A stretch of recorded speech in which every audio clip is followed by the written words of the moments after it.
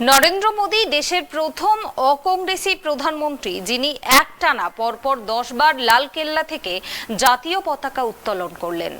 2024 लोकसभा निर्वाचनेर आगे एबं निजेर द्वितीय कार्यकाल समाप्त हওয়ার आगे शेषबारेर मतो देशबासीके सम्बोधन करलेन प्रधानमंत्री नरेंद्र मोदी। सकाल 7:30 नागाद लालकेल्लार प्राचीर थेके भाषण दिलेन प्रधानमंत्री नरेंद्र मोदी।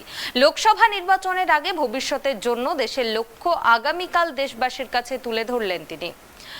আসন্ন লোকসভা নির্বাচনকে সামনে রেখে 9 বছরে কেন্দ্রীয় সরকারের যাবতীয় কাজকর্মের হিসেব নিকেশ সহ সমগ্র দেশবাসীর কাছে তুলে ধরলেন প্রধানমন্ত্রী নরেন্দ্র মোদি। সেদিক থেকে দেখতে গেলে এবার স্বাধীনতা দিবসে প্রধানমন্ত্রীর ভাষণের বিশেষ গুরুত্ব রয়েছে। मेरे प्रिय 140 करोड़ परिवारजन,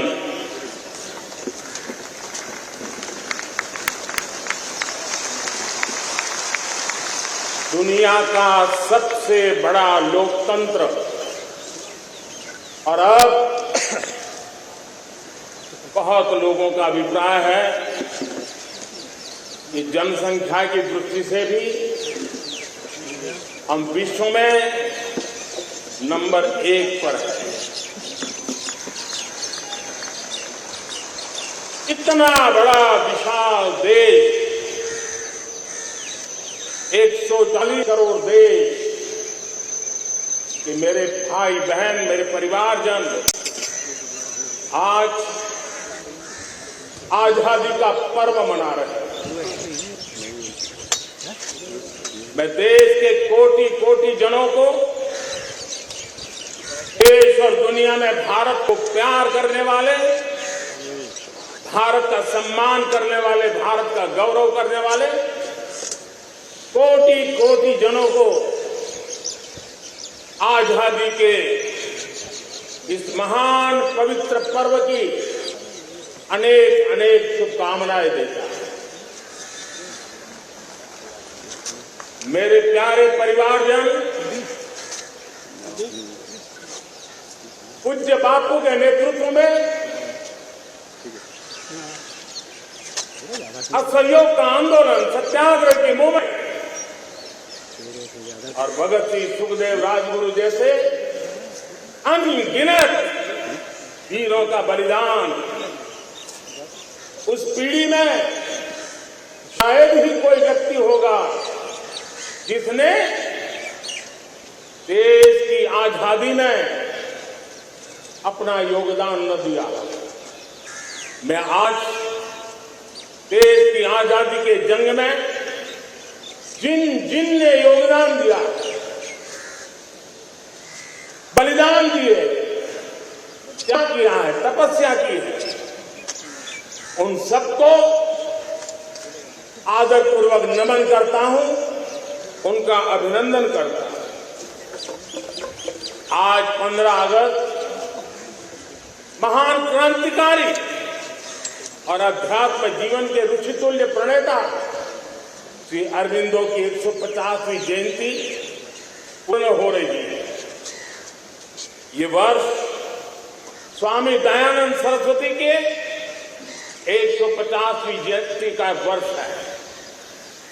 ये वर्ष रानी दुर्गावती के 500वीं जन्मशती का बहुत ही पवित्र अवसर है, जो पूरा देश बड़े धाम-धूम से मनाने वाला है। ये वर्ष मीराबाई, भक्ति योग की सिरमौर मीराबाई के 525 वर्ष का भी ये पावन पर्व है। ये बार जो 26 जनवरी हम मनाएंगे, वो हमारे गणतंत्र दिवस की 75वीं वर्षगांठ हो।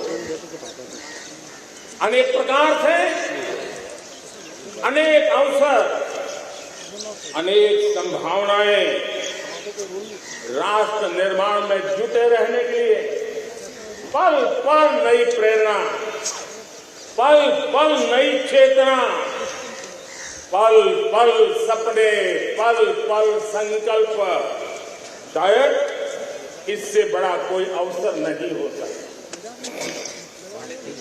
मेरे प्यारे परिवारजन, इस बार प्राकृतिक आपदा ने देश के अनेक हिस्सों में अकल्पनीय संकट पैदा किया। जिन परिवारों ने इस संकट में सहन किया है, मैं उन सभी परिवारजनों के प्रति अपनी संवेदना प्रकट करता हूं और राज्य केंद्र सरकार मिलकर के उन सभी संकटों से जल्दी से मुक्त होकर के फिर तेज गति से आगे बढ़ेंगे, ये मैं विश्वास दिलाता हूं। मेरे प्यारे परिवारजनों, पिछले कुछ सप्ताह नॉर्थ ईस्ट में, विशेषकर मणिपुर में और हिंदुस्तान के भी अन्य कुछ भागों में, लेकिन विशेषकर मणिपुर जो हिंसा का दौर चला, कई लोगों को अपना जीवन खोना पड़ा, मां बेटियों के सम्मान के साथ खिलवाड़ हुआ।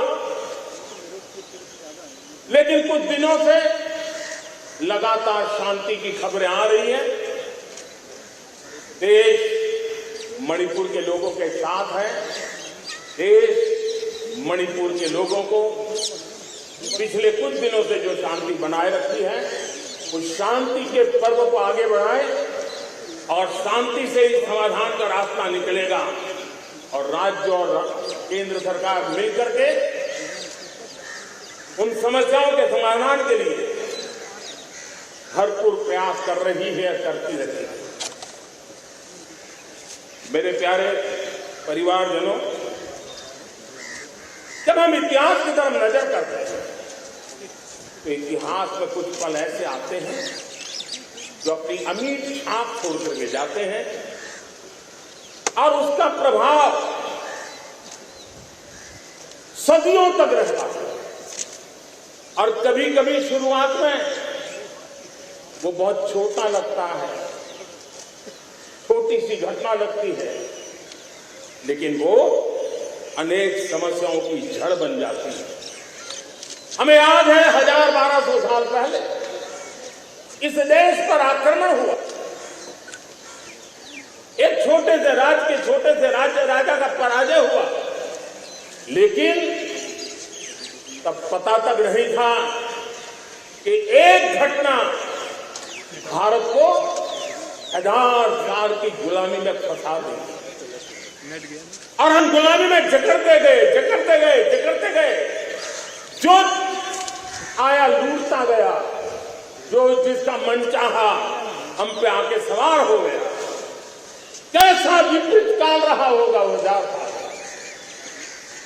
मेरे प्यारे परिवारजनों, घटना छोटी क्यों ना हो, लेकिन 1000 साल तक प्रभाव छोड़ के रहे। लेकिन मैं आज इस बात का जिक्र इसलिए करना चाहता हूं कि भारत के वीरों ने इस कालखंड में कोई भूभाग ऐसा नहीं था, कोई समय ऐसा नहीं था जब उन्होंने देश की आजादी के लौ को ढलता न रखा, बलिदान की परंपरा न बनाई। मां भारती बेड़ियों से मुक्त होने के लिए उठ खड़ी हुई थी, जंजीरों को झकझोर रही थी और देश की नारी शक्ति, देश की युवा शक्ति, देश के किसान, देश के गांव के लोग, मजदूर, कोई हिंदुस्तानी ऐसा नहीं था जो आजादी के सपने को लेकर के जीता न था। आजादी को पाने के लिए मर मिटने के लिए तैयार होने वालों की एक बड़ी फौज तैयार हो गई। जेलों में जवानी खपाने वाले अनेक महापुरुष हमारे देश की आजादी को, गुलामी की बेड़ियों को तोड़ने के लिए लगे हुए। मेरे प्यारे परिवारजनों, जनचेतना का वो व्यापक रूप, त्याग और तपस्या का वो व्यापक रूप जन जन के अंदर एक नए विश्वास जगाने वाला वो पल आखिरकार 1947 में देश आजाद हुआ। 1000 साल की गुलामी में संजोए हुए सपने देशवासी पूरे करते हुए देखे। साथियों, मैं 1000 साल पहले की बात इसलिए कह रहा हूं, मैं देख रहा हूं फिर एक बार देश के सामने एक मौका आया।